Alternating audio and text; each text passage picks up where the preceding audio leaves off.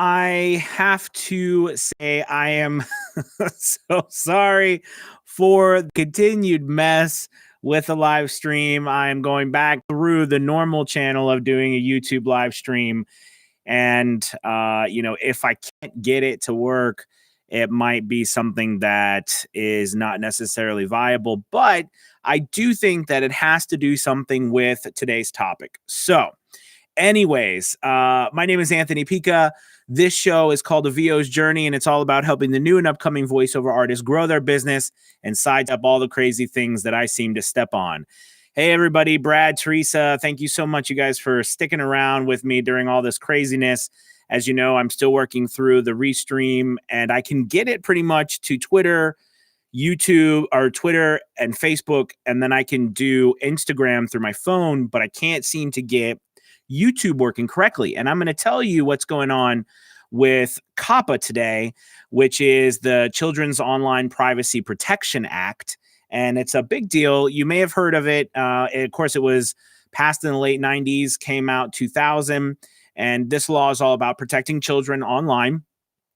And it was passed so that content creators and things had to answer for targeting children under 13 with inappropriate content across the board. So anyways, but why this is relevant to us right now is because if you haven't noticed, if you happen to create content on YouTube, or if you haven't noticed, there's been a lot of changes. YouTube finally settled with the FTC, and basically YouTube now is changing their entire platform, and there's a lot of things changing. So in the past, with ads and the way things have been done, okay, commercially, you could take, ads and target, all right, on YouTube pre-roll, right, specific people, age groups, et cetera, in order to collect data and from that data, get your product to the right person. For example, like maybe you are selling dog food, or maybe you're selling toys, maybe you're selling anything that would appeal to children. The key word here is appeal, and I'm going to read you some things right here. But anything that would appeal to children, the FTC and the government is saying now that you are absolutely not allowed to do that. There will be no way for you to target. There will not be ads. There will not be allowed to collect any data. There will not be anything available for sharing videos, et cetera, et cetera. And some of the things that are going to happen, I think, is that you're going to have a lot of content creators all of a sudden stop and really get worried. And I'm going to tell you why. First off, I want to say, I'm a dad. I have a couple kids, and I want to make sure they're safe. No doubt about that. But on the other hand, I think what is going to happen is that, there's a lot of services out there that are services and businesses that, involve children. And I don't mean like making, children pay for things, but, they involve marketing to the content that could possibly appeal to children. All right. And so basically what's happening is that the government has said to YouTube, we're going to hold you responsible, and also the creators. And if you violate this law, we're going to charge up to $42,000 plus or something per video if you break this rule, which is absolutely crazy, right? And on one sense, the content, it makes sense, right, from a being appropriate standpoint, that we want to make sure our children are protected. But at the same time, the government getting involved always screw things up. I mean, just because there's always a disconnect between what's actually happening and what, some people, in Washington think is happening. So anyways, with that being said, there are some things I think we as voice actors need to be aware of, and the things that are going to be changing. Many things. Perfect example. We as voice actors, right? A big portion of our business is video narration, is social media ads, things like that. And YouTube, with it being the second largest search engine in the world, and the videos, all right, playing such an important role in the world, that we as voice actors, we're going to be impacted by this. It's going to have an effect. And, as I stop and think, I think a lot of my business is video narration. Now, I do work for toy companies.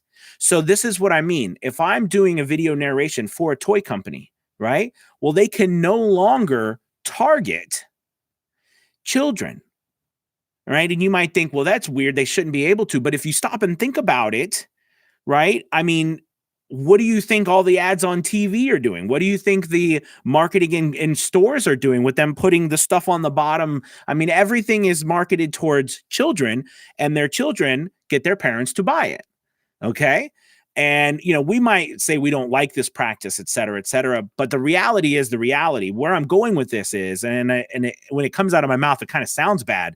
But if you think about it, right, that's life. So for us, though, it will directly impact. That's just one small thing that will directly impact who we do business for. Video games. God, think of video games. I mean, you talk about an industry that's going to be hugely impacted on YouTube. So that means now video game creators, this is huge.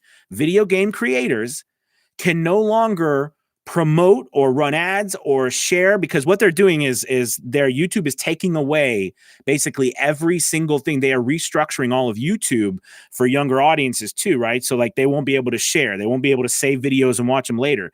They won't be able to do all of this stuff. So you're talking about the video game industry, which YouTube and everything has worked so hard to build. And I know we have Twitch, but they're going to come after Twitch too. I mean, they'll come after all of these platforms because, COPPA, yes, it's a US law, but here's the thing.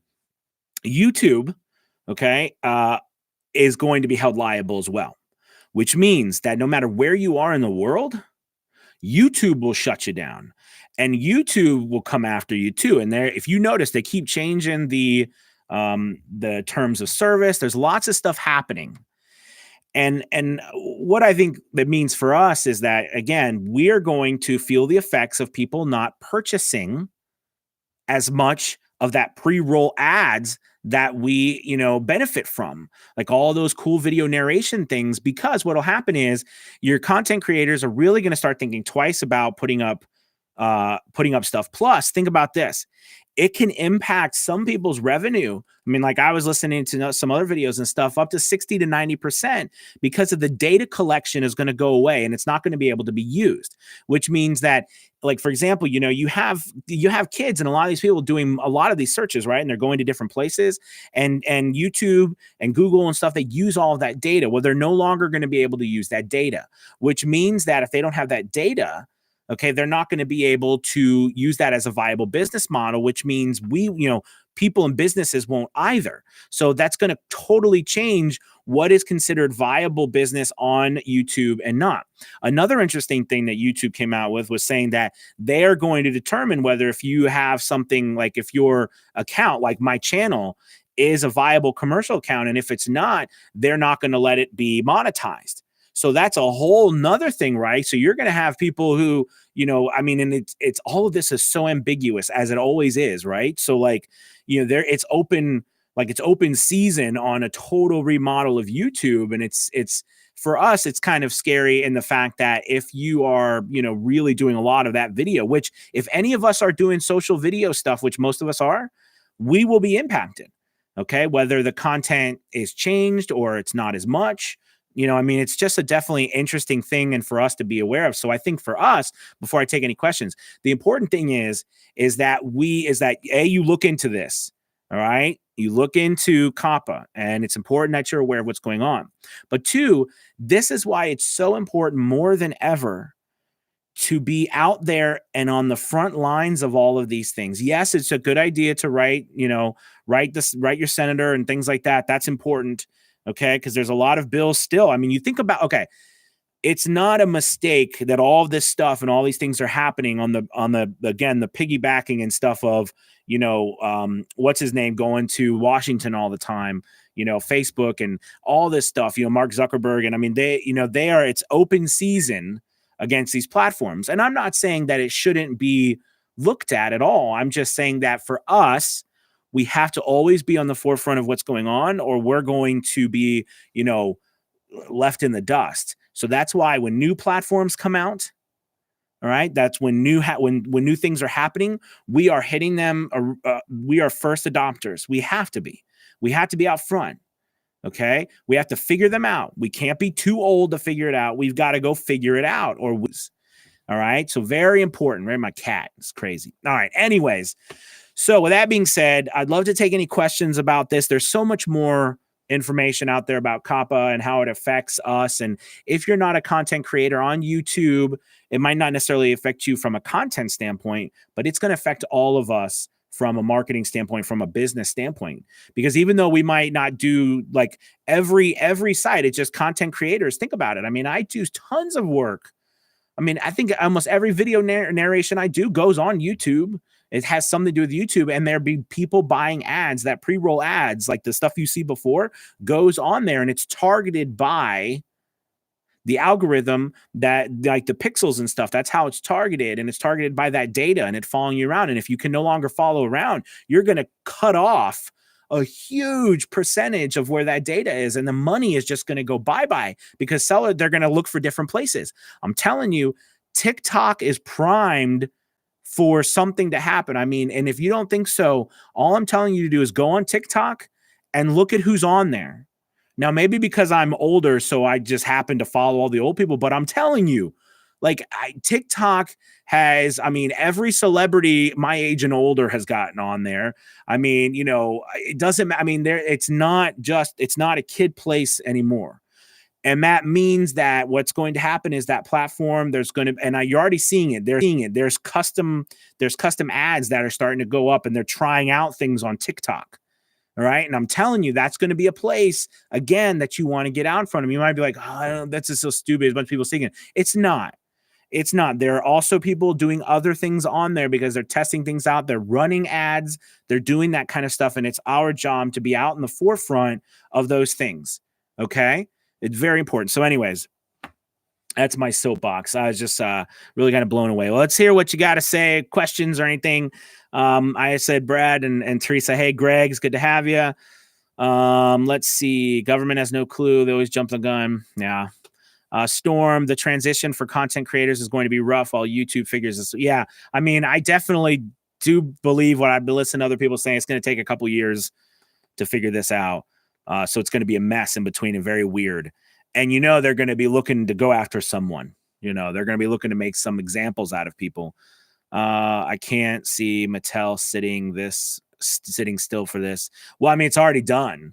I mean, they can do whatever they, you know, but I mean, this stuff is already done. It's hopefully figuring out, you know, a different way. Basically, what I'm saying is it's going to be a whole new way of selling that's not actually using ads. So that's going to be completely different, right? Because that was what was generating revenue. And if you think about it, well, I first remember when YouTube, you know, was just starting out, you know, and even when they went to adopt a model, the ad revenue wasn't really that great still, but it's become like the absolute, you know,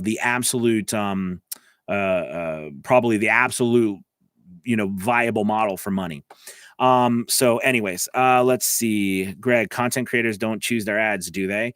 Yes, yeah. I mean, when you put up an ad, you choose what ad you put up.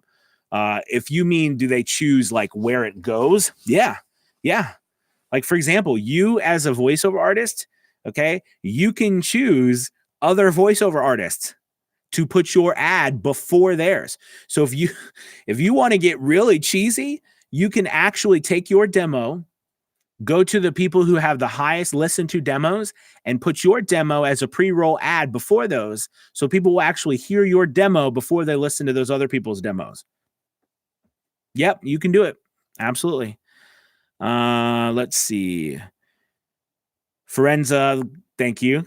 Good that you're here live. Greg, makes sense. So how is it determined if your videos are commercial and thus hanging on the edge of being demonetized? Okay. So I have a list here of what the criteria they're going to be using for that. All right. And this is the made for kids. So if it's made for kids, all right, this is what you are going to be. Nope. All right. The subject matter of the video. All right. This is directly from YouTube. If children are the intended audience, if it includes child actors or models, if it includes characters, celebrities, or toys that appeal to children, if it uses language that is meant for children to understand, if it includes activities that appeal to children, if it includes songs, stories, or poems that appeal to children. I mean, the word appeal, right? That's got to freak you out because, I mean, where does that stop? Where does that end? So that's kind of what's scary. So that's like the list of criteria that YouTube has put out. That's going to be what they are going to consider made for kids. Again, does it appeal to children? Does it appeal to them in any way?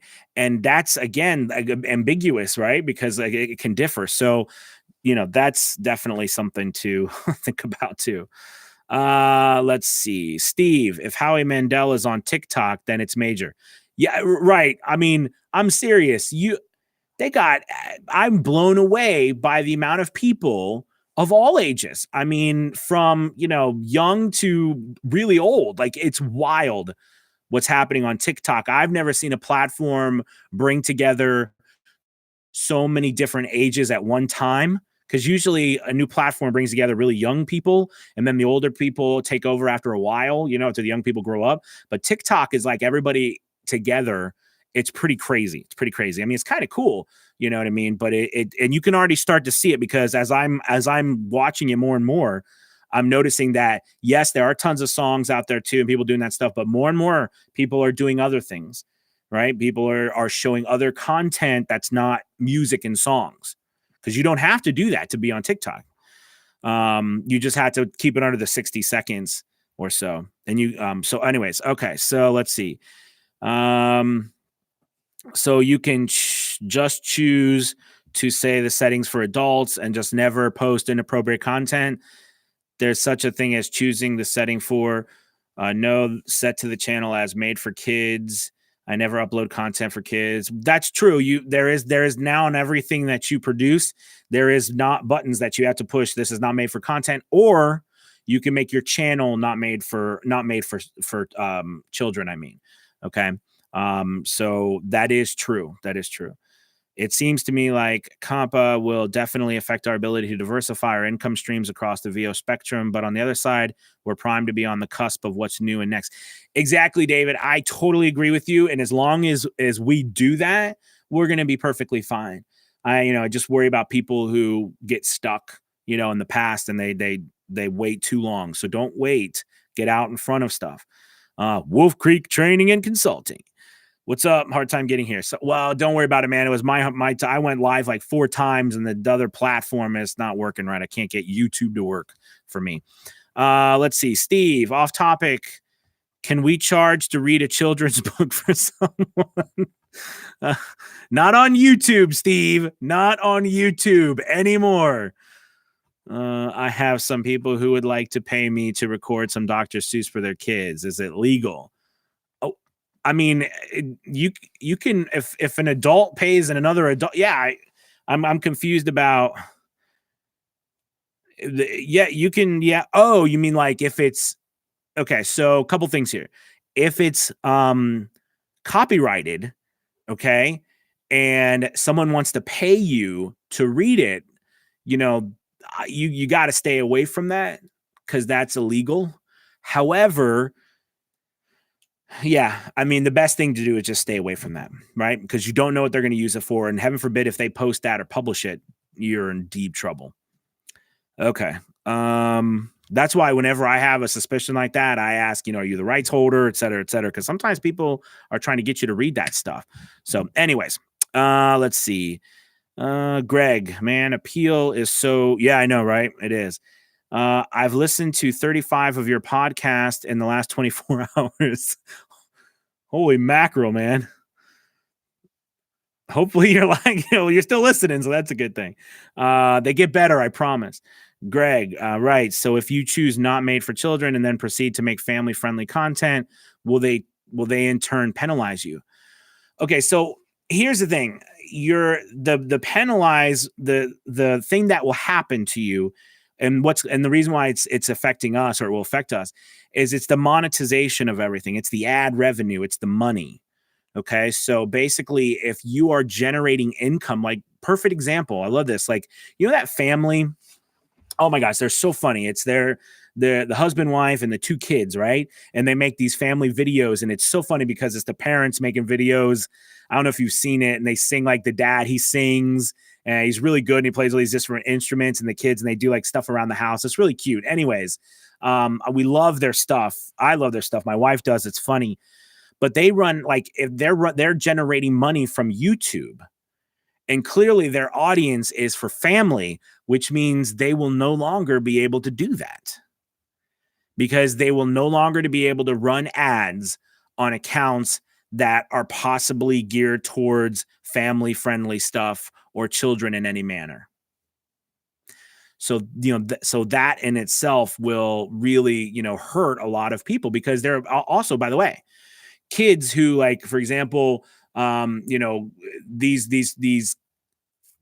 tons of sites or tons of channels who do content that kids appeal to kids, right? Like content, like, doing, funny things, interesting things that kids would be interested in doing. And I'm not talking about, like baby stuff. I mean, I'm talking about, like, my son, who's 11, watches, these kids who are like maybe 16, 17, 18, 19, 20, making content that younger kids could enjoy too, beyond video games, like doing stupid stuff and things like that. But they're making money because they have such a wide reach. They're making money from the fact that they have this huge audience that are young people. Well, that's going to be destroyed.